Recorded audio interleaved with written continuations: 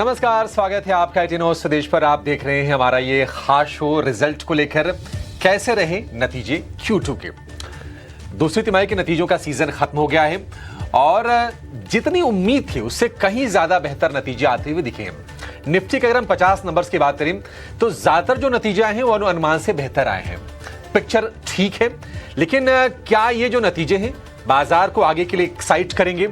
यहां से जो Q3 के नतीजे हैं अब वो कैसे आएंगे, किस तरह की उम्मीदें लगाई जा रही हैं, कौन से सेक्टर, कौन से शेयरों के नतीजों में हमने सरप्राइज देखा है और इन नतीजों के बाद बाजार में आपकी प्रिपरेशन क्या होनी चाहिए, इन तमाम चीजों पर हम करेंगे चर्चा इस खास शो में और आपकी कराएंगे हम पक्की वाली प्लानिंग।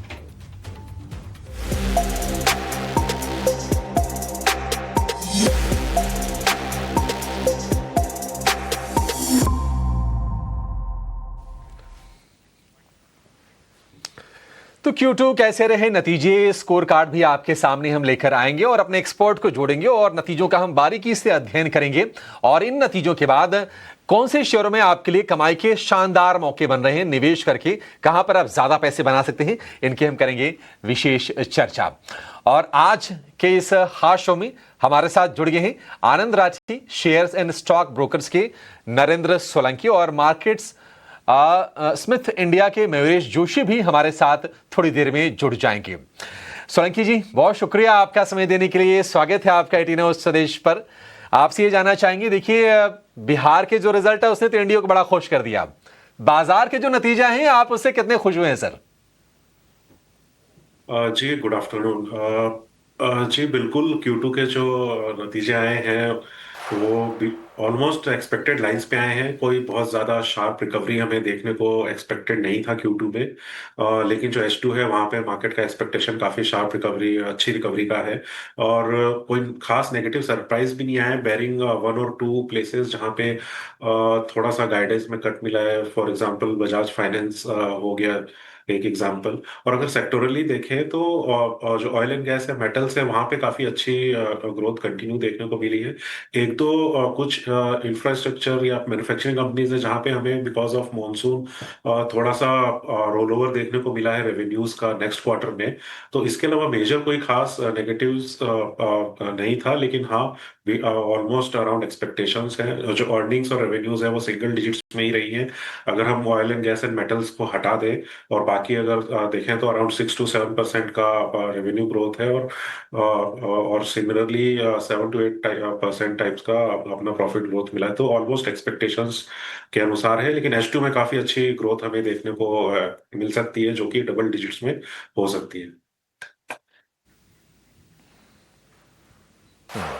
ठीक है, H2 यानी कि अब जो समय है यहां से लेकर मार्च तक का, उसमें अच्छी ग्रोथ की उम्मीद है नरेंद्र जी को और डबल डिजिट ग्रोथ अर्निंग में आ सकती है, यानी कि 10% से ज्यादा की। मयूरेश जोशी हमारे साथ जुड़ गए हैं। मयूरेश जी से भी एक कमेंट लेते हैं, उसके बाद जरा ना विस्तार से समझेंगे कि ये जो क्वार्टर बीता है नंबर किस तरह से आए हैं। हमने हर एक नतीजे का अलग अलग करके विश्लेषण किया है कि कहां पर नतीजे अच्छे आए हैं, कहां पर मिक्स्ड आए हैं, कहां पर वीक आए हैं और कहां पर अनुमान के मुताबिक आए हैं। वो सारी की सारी लिस्ट भी आपके सामने रखेंगे। लेकिन मयूरेश जी, बहुत शुक्रिया आपका समय देने के लिए। आपकी नजर में Q2 कैसा गुजरा है? क्या उम्मीदें पूरी हो गई हैं या उम्मीदों से बेहतर नतीजे आए हैं? आफ्टरनून अभिषेक जी, नहीं तो अर्निंग सीजन काफी रेजिलेंट रहा है और मेरे हिसाब से आई थिंक अक्रॉस सेक्टर्स एक स्टेबल अर्निंग्स की ट्रेजेक्टरी देखी गई है in a quarter which was suppose to be a seasonally weak quarter, और जहां पे अर्निंग्स का एक तड़का मिसिंग होना चाहिए था। ऑब्वियसली आई थिंक काफी सेक्टर्स की जो टेलविंड्स है और कमेंट्रीज हैं ये भी सपोर्टिव रहेगी because as we head into the second half, और जैसे हम जीएसटी रैशनलाइजेशन की बात कर रहे हैं या इवन इनकम टैक्स कट्स, और उम्मीद यही लगाई जा रही है आउटसाइड दैट कि कॉर्पोरेट अर्निंग्स की growth should also start mirroring how the GDP growth of the economy will probably play out. आज वर्ल्ड बैंक ने जीडीपी ग्रोथ भारतवर्ष की 7% के आसपास रखी है।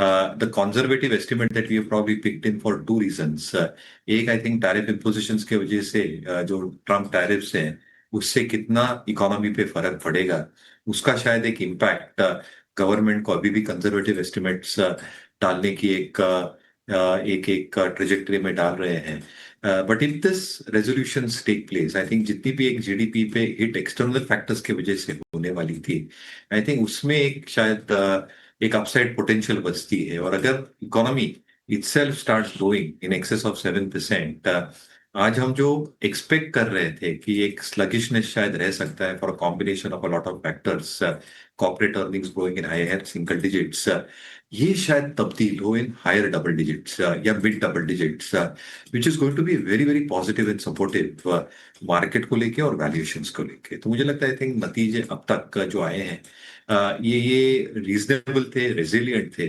और सेकंड हाफ में जैसे इम्प्रूवमेंट शायद देखी जाए इनकी कोर सेक्टर्स, और अगर जैसे मैं कह रहा था मैक्रो फैक्टर्स सपोर्ट करे, तो अर्निंग्स का तड़का along with expectations of macro factors working in favour, ये शायद मार्केट्स के लिए टेलविंड्स बन के उभर आए।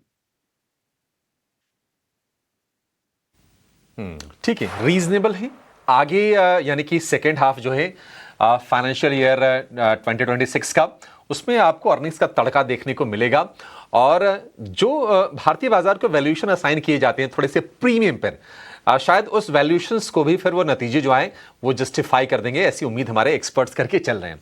लेकिन एक बार जरा समझ लेते हैं कि जो निफ्टी के जो 50 जो नतीजे आए हैं वो कैसे रहे।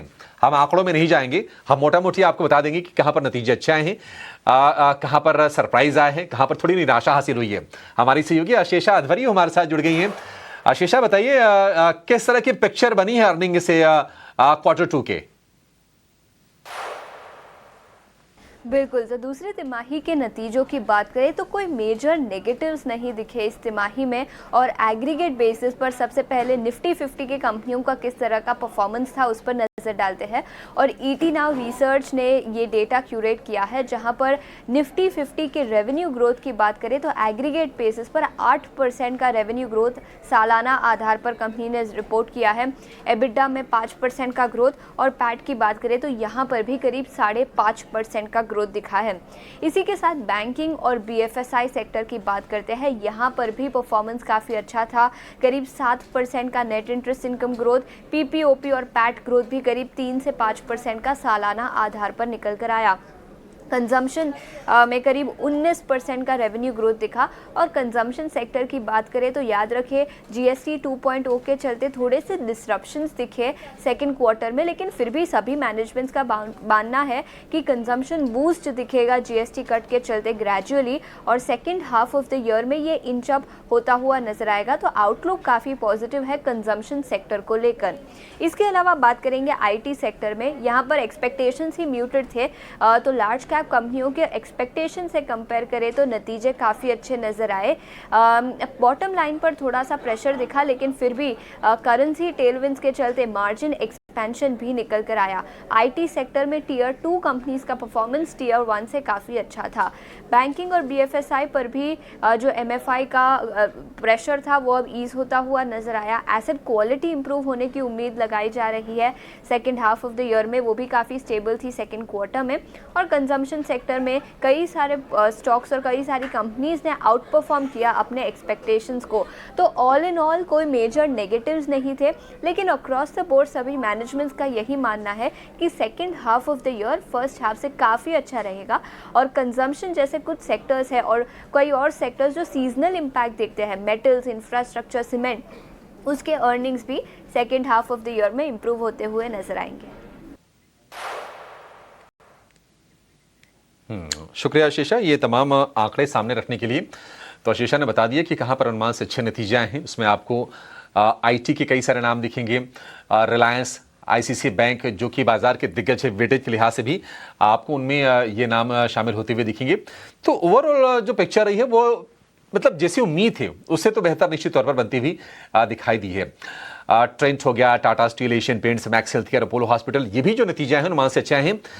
50 में से करीब 20 जो नतीजे आए हैं वो अनुमान से बेटर साइड पर आए हैं। कुछ ये मिक्स्ड नतीजे आपकी स्क्रीन पर eternal, Titan, Maruti Suzuki, HDFC bank, axis bank, HDFC life, इनके नतीजे आए हैं थोड़े से मिले जुले। लेकिन इन नतीजों के बाद हमारे एक्सपर्ट्स को क्या पसंद आ रहा है इनकी अब चर्चा करेंगे। और इस पूरे अर्निंग सीजन में से जो हमारे एक्सपर्ट्स की जो चर्निंग चली है, उस चर्निंग के बाद कौन से कोहिनूर निकल रहे हैं नतीजों के समंदर में से, उनकी भी हम चर्चा जरूर करेंगे। लेकिन उसके पहले जरा आपको बता देते हैं कि कुछ जो की सेक्टर्स हैं उनके नंबर्स किस तरह से रहे हैं। बैंक और एनबीएफसी की अगर हम बात करें तो क्वार्टर ऑन क्वार्टर एनआई में 4% की ग्रोथ रही है। ईयर ऑन ईयर बेसिस पर हमने देखा कि 7% की ग्रोथ रही है। Profit year on year basis पर अच्छा दिखाई दिया है 5% का। हालांकि सिक्वेंशियली यानी कि पिछले तिमाही से अगर तुलना करें Q1 से, तो कोई ज्यादा खास अच्छी दिखाई नहीं दे रही है। एफएमसीजी में डिसेंट नंबर्स आए हैं। आय में ग्रोथ हालांकि अच्छी रही है, पिछले साल से अगर आप तुलना करें तो करीब 20% के आसपास की आय बढ़ी है। मुनाफे में हालांकि उतनी ग्रोथ नहीं रही है, ये एक कंसर्न रहा है। और इसके चलते हमने देखा है कि एफएमसीजी इंडेक्स अगर आप देखेंगे तो आपको year to date negative territory में आपको दिखाई देगा, अभी भी करीब 2% नीचे आपको दिखाई देगा। आईटी के जो नतीजे हैं वो ठीक ठाक आए हैं। आय के फ्रंट पर हमने देखा कि करीब करीब 5% आय बढ़ी है, लेकिन यह है कि प्रॉफिट अगर आप देखेंगे तो प्रॉफिट डिप किया है ईयर ऑन ईयर बेसिस पर 5% और क्वार्टर ऑन क्वार्टर बेसिस पर करीब 11% के आसपास की हमने इसमें कमी देखी है। ये तीन मोटा मोटी सेक्टर जिस पर हमने थोड़ी विशेष एनालिसिस की है। लेकिन अब करते हैं चर्चा की शुरुआत और एक्सपर्ट से जानते हैं कि बाजार में उनको क्या पसंद है। सोलंकी जी, आपसे जानेंगे आपका पहला शेयर जो आपने नतीजों के बाद इस पर स्टडी की है, बताइए क्या रेकमेंड करेंगे और टारगेट्स क्या होंगे। जी बिल्कुल। जी सबसे पहला जो शेयर हमारा है वो डिफेंस स्पेस से है और ये जो सेक्टर है हमें काफी अच्छा प्रॉमिसिंग लगता है काफी टाइम से, और आगे आने वाले नेक्स्ट 5 ईयर प्लस ये काफी अच्छे रिटर्न जनरेट कर सकता है। इसमें जो सबसे अच्छा शेयर हमें लगता है वो है भारत इलेक्ट्रॉनिक्स लिमिटेड। और अगर आप कंपनी के ग्रोथ एंड डेवलपमेंट प्लान्स की देखेंगे तो ऑलमोस्ट 2600 करोड़ का कंपनी R&D एंड केपेक्स कर रही है ये साल, जो कि तेलंगाना में इन्होंने एक सिस्टम इंटीग्रेशन फैसिलिटी वहाँ पे क्यूआर सैम के लिए और प्लस अदर स्ट्रेटेजिक प्रोजेक्ट्स के लिए वहाँ पे फैसिलिटी लगा रही है। और ऑर्डर बुक भी देखें तो काफी शानदार ऑर्डर बुक है, ऑलमोस्ट 15,000 करोड़ की इनके पास ऑर्डर बुक ऑलरेडी है और कुछ इन्हें इमरजेंसी प्रोक्योरमेंट ऑर्डर्स भी मिले। तो जिस आपका जियो पॉलिटिकल सिचुएशन अपने कंट्री के अराउंड और ग्लोबली चल रहा है वहाँ पे डेफिनेटली ऑर्डर्स के अंदर काफी स्पेंड्स बढ़ेंगे डिफेंस के अंदर।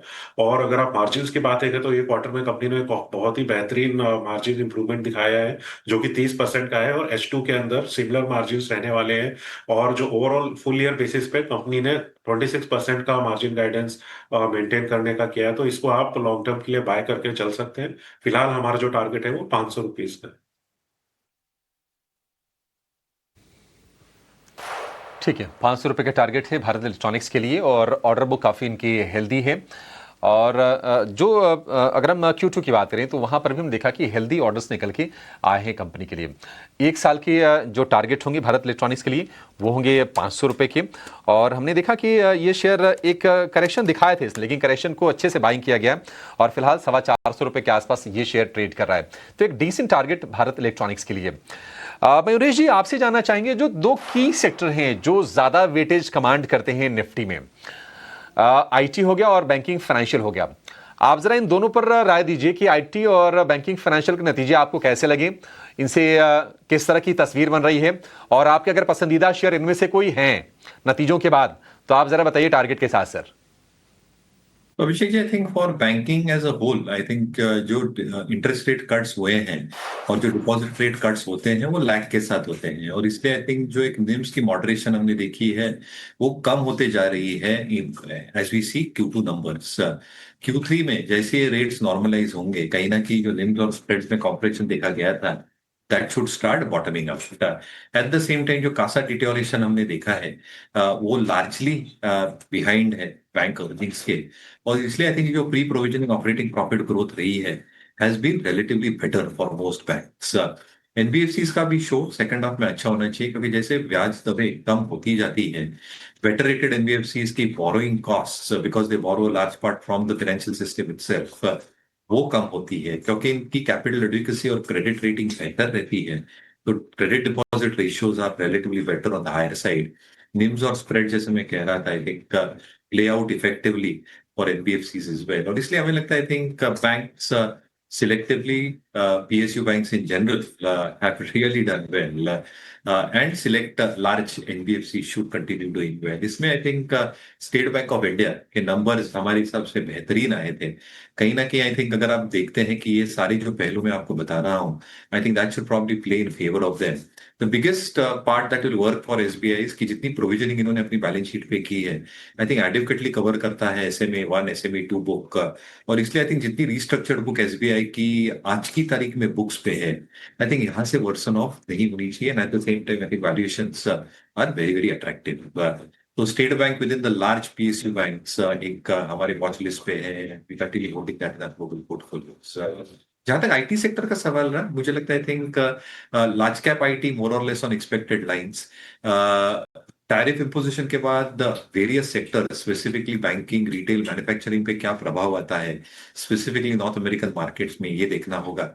दूसरा I think Q3 Q4 typically I think काफी इवेंट्स के साथ जोड़े जाते हैं आउटसाइड Q2. Q3 में फर्लॉग्स होते हैं, क्रिसमस हॉलीडेज रहते हैं, वर्किंग डेज कम होते हैं, और Q4 में क्लाइंट डिस्क्रिशनरी बजट्स डिटरमाइन होती है. तो आई थिंक ये मैक्रो एलिमेंट्स के वजह से ग्लोबली क्लाइंट डिस्क्रिशनरी स्पेंडिंग कैसे प्ले आउट होगी अक्रॉस सेक्टर्स, ये देखना थोड़ा बनता है. And at the same time I think कोई प्राइसिंग के प्रेशर है, EBIT मार्जिन पे प्रेशर है because of regulation changes etcetera, और अगर कहीं ऑर्डर्स डिले या लैग होती है तो उसका कांस्टेंट करेंसी रेवेन्यू ग्रोथ पे क्या फर्क पड़ेगा, ये देखना होगा. Obviously, I think mid-cap IT has performed relatively better. Valuations are obviously expensive compared to large caps at this juncture. But जैसी commentaries रही है for whole host of mid-cap companies, एक consistency शायद draw out कर सकते हो कि earnings trend शायद बरकरार रह सकता है, EBIT मार्जिन का परफॉर्मेंस शायद ठीक ठाक रह सकता है. और इसलिए आई थिंक जो एक एक्सपेक्टेड ट्रेजेक्टरी है Q3 Q4 की, शायद रिलेटिवली बेहतर है. तो हमें लगता है I think mid cap IT का प्रदर्शन बेटर रहा है लार्ज कैप IT से. वैल्यूएशन थोड़ा महंगा है, but markets are probably going with the fact कि जहां पे अर्निंग्स विजिबिलिटी दिख रही है strong, where there is some element of doubt, ये सारे फैक्टर्स को लेके शायद मिड कैप IT कंपनीज का प्रदर्शन थोड़ा बेहतर है लार्ज कैप के कंपैरिजन. ठीक है, मिड कैप IT का प्रदर्शन बेहतर रहेगा लार्ज कैप के मुकाबले. अगर हम PSU बैंकों की बात करें तो SBI का नाम लिया मयूरेश जी ने, और हम तिमाही नतीजों की बात कर रहे हैं. और यहाँ से अगर हम एक तिमाही की बात कर रहे हैं, मान लीजिए कि सितंबर, अक्टूबर और नवंबर, लगभग 20% ये शेयर चल गया है और 1000 रुपए के मुहाने पर जाकर खड़ा है. नए रिकॉर्ड्स बनाए हैं, 976 रुपए का हाई बना दिया है SBI ने. तो ये निश्चित तौर पर एक ऐसा स्टॉक है जो आगे भी आपके रडार पर होना जरूर चाहिए. कुछ और शेयर भी समझेंगे मयूरेश जी से, लेकिन जरा फटाफट जो हमारे पिक्स दिए हैं नरेंद्र सोलंकी जी ने, उनके पास एक लंबी फहरिस्त है, उनकी बातचीत पहले करेंगे हम लोग. सोलंकी जी, BL आपने दिया, नेक्स्ट स्टॉक आपके लिस्ट में जहां पर नतीजे दमदार आए और आपको लगता है कि स्टॉक आगे भी प्रदर्शन अच्छा करेगा, कहां पर भरोसा है आपका? जी, नेक्स्ट जो पिक है वो हमारे सेकंड फेवरेट सेक्टर से है, जो कि हेल्थ केयर सेक्टर के अंदर आता है, हॉस्पिटल्स सेगमेंट. और अगर आप ओवरऑल हॉस्पिटल स्टॉक देखें तो काफी अच्छा प्रदर्शन इन्होंने दिखाया है ये साल, और काफी सारे कैपेसिटी एडिशंस हमने देखे हैं, कंपनीज ने प्लान किए हैं, और आगे आने वाले साल में ये सारे कैपेसिटी एडिशंस भी ऑनलाइन आएंगे धीरे धीरे, और ऑपरेशनली एफिशिएंसी भी कंपनी की इंक्रीज होगी. तो इसमें जो हमारा फेवरेट स्टॉक है वो है फोर्टिस हेल्थ केयर, और कंपनी का जो प्लान है वो 400 to 500 हॉस्पिटल बेड्स FY26 में ऐड करने का है, जिसमें से 225 बेड एडिशन ऑलरेडी कंपनी ने कर दिया है, और कुछ एक्सपेंशन भी किए हैं कंपनी ने, छोटे छोटे एक्विजिशन करके. इनऑर्गेनिक 70 बेड एक्सपेंशन कोलकाता में किया है, और मानेसर और बेंगलुरु में भी इस टाइप के एडिशंस किए हैं. तो कुल मिला के कंपनी का टारगेट 400-500 बेड एडिशंस का है, और जो ऑपरेशनली जो ऑक्यूपेंसी लेवल्स है वो अबव मोर देन 70% रखने का गाइडेंस दिया है कंपनी ने, 70 to 75% का. तो आगे आने वाले टाइम में आप इस स्टॉक का परफॉर्मेंस काफी इंप्रूव होता हुआ देखेंगे जैसे जैसे न्यू कैपेसिटीज ऑनलाइन आती है. फिलहाल जो हमारा टारगेट है वो 1100 रुपए का है इसके ऊपर. ठीक है, 950 रुपए के आसपास के भाव हैं फोर्टिस हेल्थ केयर के, और ये 950 के भाव तब हुए हैं जब हमने पिछले महीने भर में तकरीबन 10% के आसपास की गिरावट देखी है. तो वैल्यूएशन भी थोड़े से आपके लिए आकर्षक हो गए, और 1100 रुपए ही इसका 52 वीक का हाई भी है. तो कम से कम ये शेयर वहां तक चला जाएगा, ऐसा भरोसा है सोलंकी जी को. Fortis Health care, BL Fortis Health care, ये दूसरा शेयर. कोई बैंकिंग, फाइनेंशियल, इंश्योरेंस, इनमें से कोई शेयर आपके पास नहीं है सोलंकी जी? जी बिल्कुल है। हमारा एनबीएफसी में कंज्यूमर एनबीएफसी शेयर भी हमने इस लिस्ट में ऐड किया है, और शेयर का नाम है चोला इन्वेस्टमेंट एंड फाइनेंस। और इसमें अगर आप देखेंगे तो एयूएम का जो ग्रोथ है वो काफी हेल्दी ग्रोथ है, 21% का। और जो इनका ब्रॉडर जो पोर्टफोलियो है वो टीयर 2 टीयर 3 सिटीज के अंदर काफी अच्छा एक्सपोजर है। और जिस हिसाब से मॉनसून है और आगे आने वाले टाइम में जिस हिसाब से जो रूरल इकोनॉमी की जो ग्रोथ हमें देखने को मिल रही है, उसमें काफी अच्छा परफॉर्मेंस दिखा सकता है। और खास करके अगर आप देखें तो नेक्स्ट ईयर से जो पे कमीशन है वो भी इम्प्लीमेंट हो जाएगा। तो वहां पे अगर आप देखेंगे तो जितने भी जो ओवरऑल स्पेंडिंग पावर है इंडियन इकोनॉमी में, वो काफी स्ट्रांगली इंक्रीज होने वाली है। तो ये जो सेगमेंट है कंज्यूमर फाइनेंस का, ये हमें काफी अच्छा लगता है। और एनआईएम भी अगर आप देखेंगे तो जो क्रेडिट कॉस्ट और एनआईएम से वो भी काफी बेटर है कंपनीज के, इस कंपनी के। और इसको आप लॉन्ग टर्म के लिए बाय करके बिल्कुल चल सकते हैं। इसमें हमारा जो फिलहाल टारगेट है वो 1923 रुपए का है। ठीक है, चोला इन्वेस्टमेंट 1923 रुपए का टारगेट, कंज्यूमर फाइनेंस से ये शेयर चुनी है सोलंकी जी ने। और अगर हम इसके शेयर भाव की बात करें तो इस वक्त जो इसका प्राइस है वो है 1700 रुपए के आसपास का। तो डिसेंट अपसाइड देख रहे हैं सोलंकी जी इस शेयर में, चोला इन्वेस्टमेंट में। ये कंज्यूमर फाइनेंस की बात होगी। लेकिन मयूरेश जी, अगर हम पूरे कंजम्पशन बास्केट की बात करें तो एक बड़ा ट्रिगर रहा Q2 में, वो रहा जीएसटी रेट रैशनलाइजेशन का। हालांकि एफएमसीजी पर कोई खास इंपैक्ट हमने देखा नहीं, शेयर चल रहे हैं, थक जल्दी रहे हैं। लेकिन अदर जो डिस्क्रिशनरी स्पेंड वाला जो खेमा रहा, वहां पर हमने ग्रीन शूट जरूर देखे हैं। आप जरा बताइए कि नंबर्स आपको कैसे लगे अपार्ट फ्रॉम एफएमसीजी पूरे कंजम्पशन स्पेस में? और किसी को अगर बाइंग करनी हो लॉन्ग टर्म के लिए तो आप सजेस्ट क्या करेंगे? शेयर के नाम भी जरूर लीजिएगा सर आप। तो आई थिंक जो कंजम्पशन खेमा है Abhishek ji, I think generally should do well, क्योंकि जो ट्रिगर्स हम बार बार कह रहे हैं, I think they should start playing out meaningfully जैसे हम सेकंड हाफ को अप्रोच करते हैं। ऑब्वियसली आई थिंक एक्सपेक्टेशन यही है कि एफएमसीजी कंपनीज को कि जो अनऑर्गेनाइज मार्केट है, यहाँ से they will probably take a good amount of market share, और इसलिए आई थिंक वॉल्यूम्स में आपको बढ़ोतरी दिखेगी। At the same time input costs have become far more moderated पिछले कई हफ्तों और महीनों से, और इसलिए I think EBITDA margin performance absolute और रिलेटिव बेसिस दोनों पे बेहतर होना चाहिए। ऑब्वियसली आई थिंक जैसे वॉल्यूम बढ़ते हैं और मार्जिन में एक स्थिरता आती है, तो जो ऑपरेटिंग लेवरेज प्ले आउट होगा बैलेंस शीट्स पे, ये प्रॉफिटेबल ग्रोथ पे दिखेगा, और cash profits should have a significant amount of growth. तो हमें लगता है आई थिंक मैरिको हुआ या आईटीसी हुआ, जहाँ पे I think cigarettes, agri business, other FMCG business का खेमा है, I think that should probably have the right ingredients and triggers going forward. Outside FMCG मुझे लगता है आई थिंक जो डोमेस्टिक अपैरल मेकर्स है, यहाँ पे एक सिग्निफिकेंट ट्रेंड देखा जाएगा। एंड इसलिए हमें I think stocks like V two retail, जिसके बेहतरीन नंबर आए थे मेरे हिसाब से, आई थिंक ये जो टेलविंड मिलेगी with the Bihar election, I think that probably adds some element of feather in terms of expected earnings growth. या विशाल मेगा मार्ट हुआ, जिसके पूरे हिंदी हार्टलैंड में एक बहुत बढ़िया स्टोर एक्सपेंशन है, the average selling price is very reasonable, और जैसे डिस्क्रिशनरी स्पेंड्स बढ़ते हैं, I think that probably gets reflected in terms of better volume numbers on this front. Last but not the least, I think when it comes to discretionary spending, मुझे लगता है hotels is also a very, very good space. Obviously, I think ITC hotels is something that we continue holding in our model portfolios. But हमें लगता है I think hotels as a space generally with strong quarters coming in, Q3 is supposed to be one of the strongest quarter hotel industry के लिए। Unorganised market यहाँ पे भी काफी significant है। F&B रेवेन्यूज के होटल के लिए आई थिंक एक सिग्निफिकेंट कंट्रीब्यूशन रहता है ओवरऑल मार्जिन्स पे, और ये भी एक एसेट लाइट मॉडल फॉलो कर रहे हैं जैसे हॉस्पिटल्स कर रहे हैं, where they are probably signing up with partners, जिसकी वजह से आई थिंक डेट लेवल्स बढ़ गई, बट इनकम और यूटिलाइजेशन लेवल्स में एक सिग्निफिकेंट एक्रीशन देखा जाता है। तो मुझे लगता है आई थिंक आउटसाइड एफएमसीजी ये एक चुनिंदा सेक्टर्स डिस्क्रिशनरी स्पेंडिंग इंप्रूवमेंट की वजह से अच्छे नंबर्स, अच्छे वॉल्यूम्स का एक तड़का दिखना चाहिए, जो रिफ्लेक्ट होंगे बेहतर नंबर्स में गोइंग फॉरवर्ड। ठीक है, आगे के लिए थोड़ी उम्मीदें हम करके चल सकते हैं।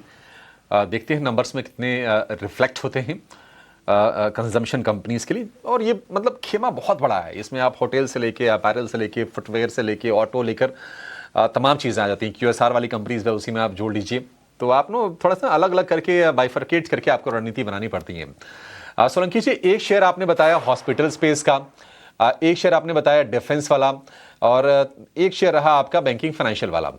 जरा बताइए सर, बाकी आपके शेयर्स आप एक साथ बता दीजिए कि और कौन कौन से सेगमेंट में आपको भरोसा है, और कौन कौन से शेयर आपने सेलेक्ट किए हैं लॉन्ग टर्म के लिए। जी, हमारा जो अगला शेयर है वो एग्रोकेमिकल्स स्पेस से है। कंपनी का नाम है यूपीएल लिमिटेड, और अगर आप Q2 के नतीजे देखें तो काफी शानदार नतीजे आए थे। कंपनी ने नॉट ओनली 10% वॉल्यूम ग्रोथ दिखाई, बल्कि जो कंपनी के मार्जिन थे वो भी काफी अच्छे आए, और इनका जो एबिटा का आउटलुक है मैनेजमेंट ने वो भी रिवाइज किया है स्ट्रांगली, जो कि 12 to 16% रिवाइज किया है कंपनी ने, जो कि पहले था 10 to 14%। और अगर आप ओवरऑल इंटरनल्स देखेंगे तो काफी अच्छी परफॉर्मेंस लगभग सारे ही सेगमेंट से कंपनी ने दिखाई है। और बैलेंस शीट भी अगर आप देखेंगे तो इम्प्रूवमेंट की ओर बढ़ रही है कंपनी की। जो बैलेंस शीट के इश्यूज में वो भी ग्रेजुअली धीरे धीरे सुधार की तरफ जा रहे हैं।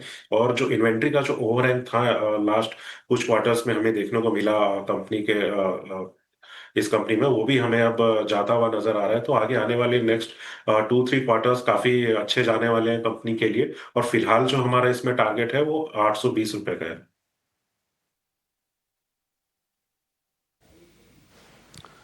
सोलंकी जी, बाकी यूपीएल के अलावा और कौन से शेयर हैं।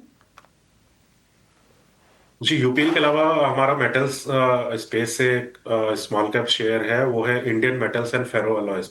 और अगर आप इसमें बिजनेस के हिसाब से देखेंगे तो काफी एग्रेसिव कैपेसिटी एक्सपेंशन है कंपनी कर रही है। और ऑलमोस्ट 50,000 टन का कैपेसिटी अलॉन्ग विद इन्होंने न्यू 115 एकड़ लैंड पार्सल भी अपनी कैप्टिव माइन के पास लिया है। तो not only forward integration but backward भी कंपनी काफी अच्छे से इंटीग्रेशन प्रोजेक्ट्स ऐड कर रही है। तो आने वाले जो नेक्स्ट 2-3 ईयर्स है कंपनी के लिए काफी अच्छी ग्रोथ लेके आने वाले हैं, और इसको भी आप मीडियम टू लॉन्ग टर्म के लिए बाय करके चल सकते हैं।